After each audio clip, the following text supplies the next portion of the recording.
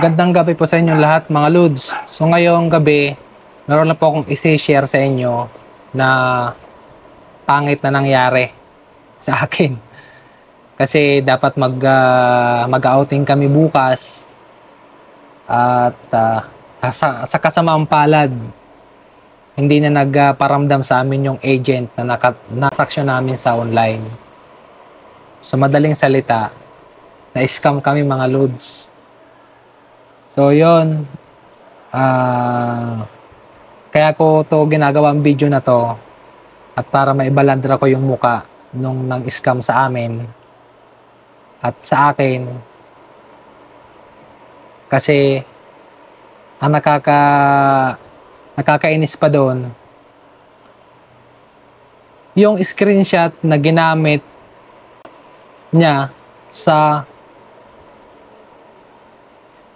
pagkakalap ng customer sa internet ay yung mismong sinend namin na proof of billing sa GCash para makapag-attract pa ulit sila ng customer. Yun yung naandun sa picture ng nila sa Facebook. Diba? Ang galing.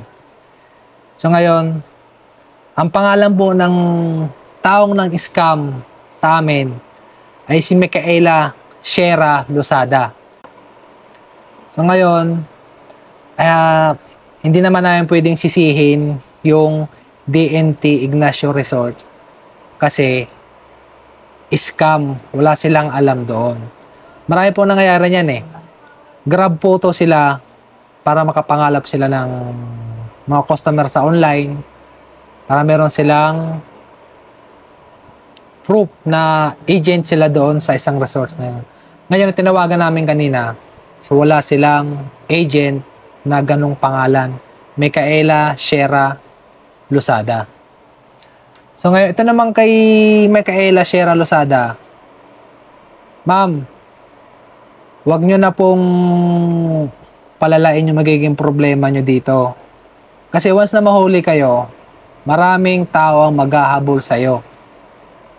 So, hindi man nila makuha yung perang pinambayad nila sa'yo o binayad nila sa'yo, pinaward nila sa'yo for reservation fee. Kung hindi mo na may babalik sa kanila yon o sa amin, kung sakali kung sakali man na mahuli ka, makukulong ka na lang. Yun ang kabayaran ng pang-scam mo sa mga customer. At kaya maraming salamat po pala kay DNT Ignacio Resorts at nakipag-ugnayan sila sa amin na wala silang staff or agent na ganong pangalan. Forward na rin namin to doon sa mismong may-ari ng resort, itong mukha ng babae ng scam sa amin na si Micaela Shera Losada. So ngayon, sa'yo ma'am Micaela Shera Losada, tigilan nyo na po yan.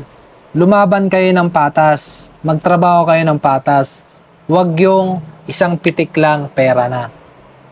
Dahil hindi po maganda ang kalalabasan ng ginagawa nyong pang-scam. Once na mahuli po kayo, makukulong kayo. Ngayon, yung kinita mo sa pang-i-scam, syempre malamang binibili mong pagkain yon, binibili mong gamit mo, binibili mong luho mo. 'Di ba? Yung palang sinusuot mo galing sa hindi maganda. Galing sa pang-i-scam. So yun, sa'yo, Micaela Shera Losada, tigilan nyo na po yan. Hindi po yan maganda. At pangit po yung galing sa masama, papakain mas pamilya mo. Masama yun. Lumabang ka ng patas, pagpaguran mo, yun, masarap yun kainin. Pag pinagpaguran mo, mabubusog ka. Hindi katulad ng galing sa masama, nang scam ka, binili mong pagkain, baka mabulunan ka. Hindi naman namin nahangad yun. Pero, pwede mangyari yun sa kasamaan na ginagawa nyo. Ma'am Micaela Shera Losada, tigilan nyo na po yan. Hindi po maganda yan. Magtrabaho na lang kayo ng patas, lumabang kayo ng patas, mas maganda pa yung pakiramdam. Kasi mahirap doon, kumakain ka, nag-iisip ka, baka mahuli ako, baka matrace ako. Siguro marami ka nang na-scam, hindi lang kami. Ayun po, Ma'am Shera, yun lang po, tigilan nyo na po ang pang-scam ha. Hindi po maganda yon. Maraming salamat.